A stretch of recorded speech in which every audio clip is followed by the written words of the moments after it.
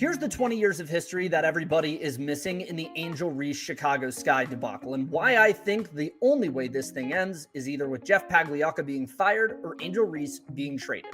So the first real superstar of the Chicago Sky was Sylvia Fowles, multi-time All-WNBA player, now in the Hall of Fame, was actually just inducted this past weekend.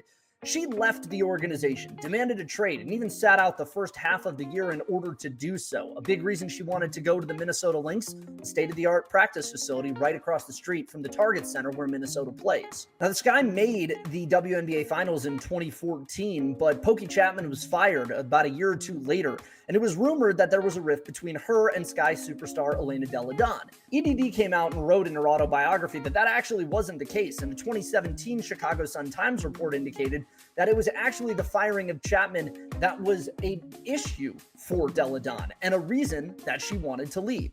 EDD was later traded to the Washington Mystics, and the Sky spent a couple years in the wilderness. It's during that time that they hired James Wade, and in Deerfield, right near where the Sky practiced, a little-known former JV boys basketball coach who had never played competitive hoops himself is rising to prominence as a developer of NBA and WNBA players. He worked with Steph Dolson, he worked with Diamond DeShields, and in 2022, he started working with Courtney Vandersloot. This guy's name is Jeff Pagliocca. So after James Wade leaves in 2023, things are more or less a disaster. The Sky have no draft picks. Candace Parker has just left. Kalia Copper wants to be traded out.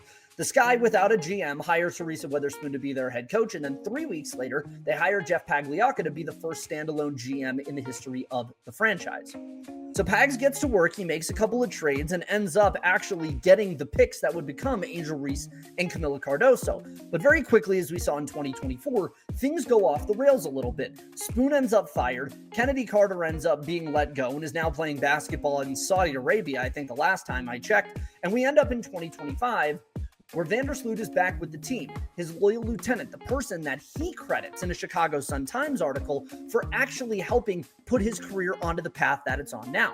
So however you want to slice it, it seems pretty clear that there is a divide within this locker room. Angel Reese on one end, Courtney Vandersloot and Jeff Pagliocca on the other. Here's where everybody is right and everybody is wrong.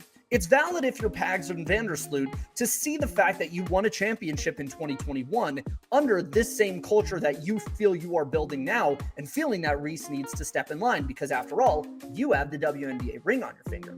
Angel, however, is just as valid. Did she do the right thing in how she communicated her remarks? No, but she's 23 years old, and this is the type of growing pains that young superstars can occasionally have. Each side thinks that they are right and has a better idea than the other about what is good for the franchise. But what the Chicago